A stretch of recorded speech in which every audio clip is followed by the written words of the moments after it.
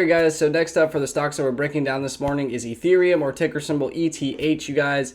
So let's go ahead and dive in. We're starting from a higher time frame, and that being the daily interval. I have my lines and graphs already set, that being our support and resistance lines. That's what these lines represent. I will go into depth really quick on what they do and what they mean. So this top line is a major resistance line. These are heavily tested areas. You can see we had trouble breaking past this area multiple times until we created this breakout. And what used to work as resistance will work as support on the opposite side. You can see that we bounced here and came back underneath. We tried to create a breakout back over here and ultimately failed. And we push this all the way back down to our major support line. We look left like Beyonce says. You can see we have all this resistance back here that's been tested multiple times. Came up, came back down. Now once used to work as support, works as support. Resistance will work as support. You can see we were bouncing and chopping around over here. And then this is what initially created that upward trend over here.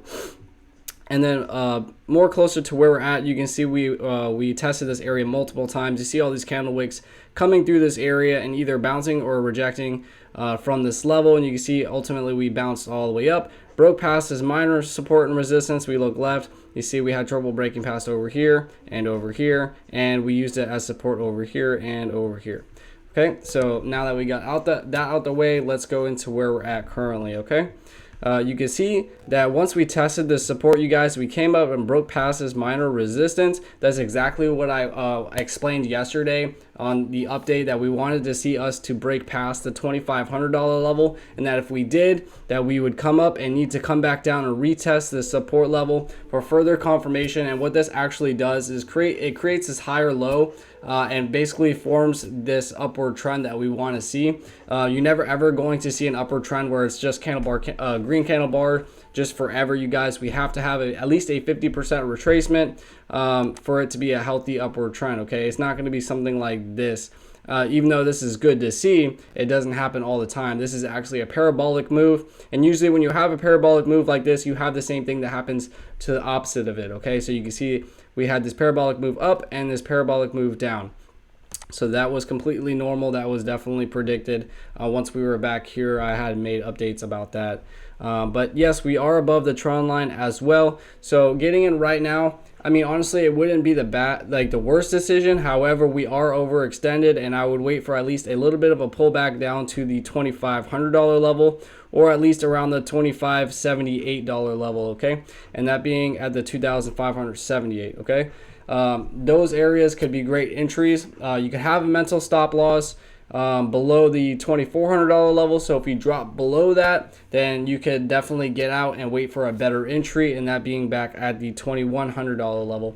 Now, I'm not saying that we are, but it's always a possibility, and I always like to tell you guys to be precautious on every trade that you take. Okay, so what we're looking for, I'm going to explain it again, is that we need for this to at least take a 50% retracement back down to its major support line, or I'm sorry, a minor support line at the $2,500 level. At that point, that'd be a great entry, you guys. As well, if you plan on holding long term, like a core trade for years on end, getting in right now would not be an issue. And other than that, it will more than likely pull back just a little bit before continuing this upward trend that we want to see. So your first target, you guys, should obviously, if we do pull back down to this level, should be back up at the $3,100 level, and then ultimately your second target should be back up at the $3,516 level. Okay, and then once we get towards that area, of course, I'll be doing updates on to see if we can break past this resistance up here, but we still have quite some time till that happens. Okay, so let's just be patient, wait for a little bit of a pullback, and other than that, like I said, I don't really see any issues with getting in. Okay, so I hope you guys learned something, and if you did, please hit that like and subscribe button. It allows me to create this content for you guys Monday through Friday. But other than that, I hope you guys have a beautiful day and happy trading.